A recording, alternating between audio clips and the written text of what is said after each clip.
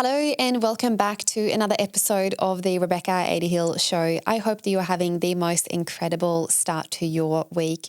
Today I am here with my beautiful daughter Svea Joy, who decided to join us today as I'm sitting down to record this episode. She did join me for a little bit on camera, but now she's sitting behind the camera and is watching me and soaking in every single word that I say. So the pressure is on today because when I think about the people that I really want to feel genuinely inspired by me and also to have the privilege to be someone's role model, I don't take that responsibility lightly. If you are new here, I have 3 little children. My eldest is 7. I've got a 5-year-old and then a 3.5-year-old. I had my kids fairly close, back to back, and I have either been pregnant or breastfeeding since December 2016. And then I stopped feeding my youngest one about 1.5 years ago. So it's been a crazy time with a lot of children, a lot of feeding, a lot of birthing, a lot of sleep deprivation. The list goes on for, the past 7 years. And when I fell pregnant with my son Carter, I sat down with my investor for my company and I told him the news that I was pregnant with Carter, and he was so excited for me and he congratulated me. But his immediate assumption was that now we're going to have to let the business go so that you can go and be a mum. And he said that with genuine care for me. But in my mind, that thought had never actually crossed my mind that I would have to choose. Why do I have to choose to be a mum or have a business? And it was really interesting because his perspective, he was so sure of that was almost the only way, where in my mind, the only way was to actually do both. So that conversation actually changed me on such deep level because it essentially gave me the awareness that not everybody shares the same beliefs as I do when it comes to parenting and when it comes to being a working parent. So that really changed the way I moved inside of my business, how I structured things inside of my company, because I knew the day I became a mum, I wanted to be able to be there for my children whilst having a company. I wanted to be able to do both. And then on the 29th of September 2017, I became a mum for the first time and my son Carter was born. And if you're a parent, you know that that moment changes you forever and it cracks your heart open in ways that I can't even describe. It is the most life-giving, undescribable love that I believe only a parent, once you experience it, will understand. But here I was quite naive of what it would be like having a business and being a mum at the same time. For preference, I exclusively breastfed all of my children between 12 and 18 months each. They've never had a bottle after, 18 months, only breastfed. So I had to be there a lot for my children. And I couldn't just pass it on to someone else to give them the bottle. It was just me. And I remember this one time when I had booked a client call. My son was 3 months old and I had booked a client call. And here I was thinking I could just feed my little baby to sleep, pop him down to then go and do this call for an hour, and then he would wake up and things will be good. 5 minutes before the call, my son did not want to go to sleep. I felt so stressed and I did everything that I possibly could to get him to sleep. But for some reason, number one, I didn't want to cancel the meeting. Number two, I refused to even let them think that I had a child at home. It was like I couldn't tell them that. So I took the call, and 5 minutes into the call, I can hear my son screaming in his cot. And I could just feel this rush of adrenaline and stress in my body to the point where I would ask them a really long question. Can you give me about a 5-minute update on X problem or what's happening in this situation. Then I would mute them and I ran into the bedroom and I did everything that I could to rock my son to sleep. And then as soon as he was quiet, I would unmute the button, and then I would reply, and then I would mute the button again. It was the most stressful time. This kind of went on for about 20 minutes, and I'm pretty sure they could sense that something was going on because I just kept muting the button over and over and over again. I had a complete panic attack where I just decided to hang up the phone. I slammed my computer shut. I turned off my phone. I went and picked up Carter and I sat on the floor and I broke down in tears. I did not even say goodbye. That was one of the most overwhelming moments as a mother because I felt like I was letting everybody down. But what I really learned in that moment was that I knew that it had to be a different way. And in order for me to be able to do both, I had to find a different way. And from that moment on, the way I structured my business, the way I ran my business, and the clear transitions in terms of when I am what became very, very clear. You might think, but your daughter is here right now as you are recording this. Absolutely, because I also believe as my children has gotten older, I think it's really important for them to actually see what mommy does for work and what lights me up and why I choose to sit here and share my experience and my expertise and my wisdom day after day after day after day. And I think it's really important for my children to see how mommy leads, how mommy shows up to work on her good days and on her bad days. That I am so aware of family privilege. And this is the first conversation I want to have with you today, because when I look back at my childhood, one thing that I often speak about is that I say I grew up on a foundation of love, and I genuinely believe that that is the biggest gift a parent can give their children. I never felt that there was something I couldn't do. I was supported, I was loved, I was encouraged. My parents were there for me when I fell. They picked me back up when I needed. They celebrated me in my wins. And everything I wanted to do, they always stood right behind me and said, you can do anything. Just go, just go, just go. And I am sure that that is one of the reasons I could pack up my stuff with $3,000 in the bank and move over to the other side of the world back in 2010 at the age of 18, all the way here to Australia. That is absolutely why, because our bond, our love and our connection was so strong that I always knew I could always come home. And home was a place of support.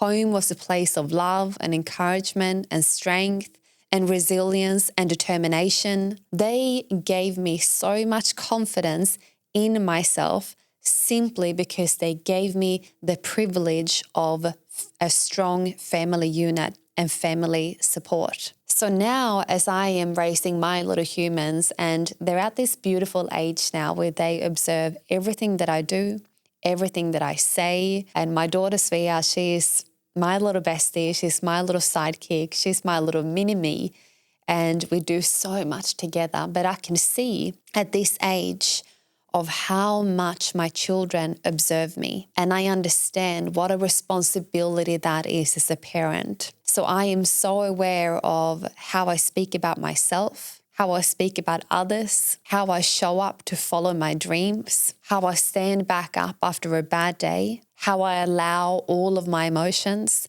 the highs and the lows and everything in between, and how I shared with them the importance of looking after your family and giving to your family and providing for your family.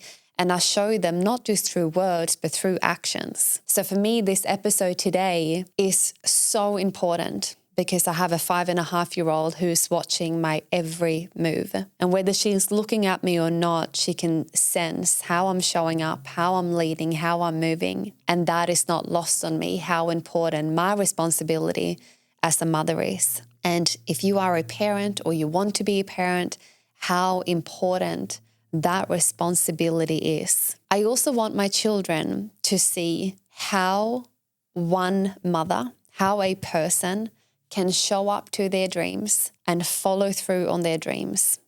So I speak about my dreams openly to my children. I tell them what I do, and I tell them how much I love what I do. Every single day when we go to bed, we talk about it. And I tell them about my days, and I tell them what I want to do with my life. I tell them the good and the bad and everything in between. And I can see their eyes. I can see the level of curiosity. But I know by me showing and leading by example, not just by words, but through action, I am going to build incredibly confident, determined, and resilient little humans simply because I am showing them and I am setting a great example of, if you want something, this is how you go and get it. And since I've carried myself with that awareness, now every single time I think, should I do this or not? What story do I want to retell my children? When I am up against a challenge, or if I feel like I'm meeting a new edge, or if I'm ever scared of executing or, doing something I haven't done before. How do I want to retell this story to my children? No, Mummy was so scared I couldn't do it. No, there is no way that those words will come out of my mouth. If I want something, we get to do it scared, because I know the foundation in which I get to fall back on. If I don't make it, I fall back on a foundation of love, strength, resilience, and I will have people behind me that will pick me up. I know that I can always call my mum and dad, and they will love me and support me on my good days and my bad days. And that is a privilege when you grow up on a foundation of love. I was sitting down and had dinner with a girlfriend last night, and we shared this beautiful conversation around our children, and her children are quite a lot older than mine. She's got teenage children, and it's just we're just in a different season. But I reflected to her, because I hear a lot of parents saying, time flies. This time will go by so fast, and then I'm not going to be there, or I'm going to regret not being with them now. And it's sort of the whole that we are missing out spending time with our children. And I sat down on the couch last night and I told her, I'm not missing out on nothing. I am right there with my children. I see them. I acknowledge them. I have a lot of quality time with them. I've created a lot of white space in my calendar so that I can be there for my children. I have designed my business so that I can be the business owner and execute my dreams whilst still being a present mum. I choose to compromise the two. I get to be both, and I get to have both. So I can wholeheartedly say, and maybe this is a check-in if you're a parent right now, can you wholeheartedly say right in this moment that you are right there? That you're not going to look back at this time and feeling like you can't remember spending any time with your children. And I want to highlight that we go through seasons where we need to prioritize certain things to get to where we want to go. But I also believe that we have a lot of control in terms of how we choose to spend our time with our children. And when I reflect on this, and I sat down with my girlfriend last night, I said, I know that I'm a really good mum. I know that I'm a great mum, and I am not missing anything. I'm right here. And when you have that level of self-awareness that you are right there, I see my children, all three of them individually. Am I a perfect mum? No, I'm not. However, and now my daughter looks at me, do you think I'm a perfect mum? Yeah, she's like, what? You said that?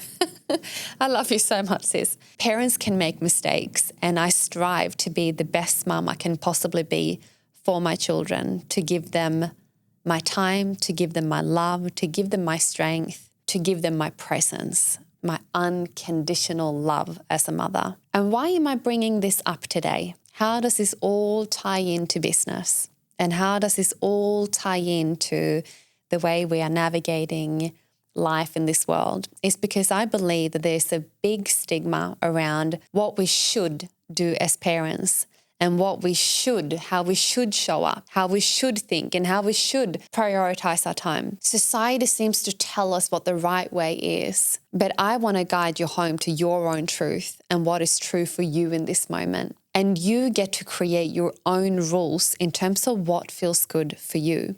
And there are two parts to this conversation. Number one, you get to honor the season of life that you're in. I'm well aware that I still have 3 little children, which means that Maybe I can't show up to my business in 6th gear, in 5th gear. Maybe I get to operate my business from 3rd gear for the next couple of years. So number one, it is a surrendering to the season of life that you're in. I shared an episode on this a few weeks back where I spoke about how I set up my perfect week. And I do that on the worst case scenario type day. What that means is that I'm taking into consideration the season of life that I'm currently in, which means that I get to do the things that are really important for me, which means I want to be there for my children. My business get to work around that. So now I have blended in this beautiful plan, which means that I can still be a mum and kick some goals inside of my business at the same time. And the second part to this is that you get to create your own rules in life and in business. Don't let anyone dictate how you should show up, how many hours per week you need to show up inside of your business. You get to set the rules. You get to create this life for you and your family. And there is no one outside of that actually get to tell you how you should live your life and prioritize your time. That is entirely up to you. But if you aren't currently happy with the way you are prioritizing things, I want you to sit back and simply ask yourself, what needs to change so that I feel more in balance, so that I feel like I am okay with the way I am prioritizing my life? Because once you are okay with the way you are prioritizing things, you will become less stressed. You will feel like you are a present parent. You will also feel like you have a lot of time and energy for your business, and you are doing things that genuinely brings you life. It's not a feeling of chasing the tail. It's not a feeling of always being behind. It's not a feeling of never being there for your children.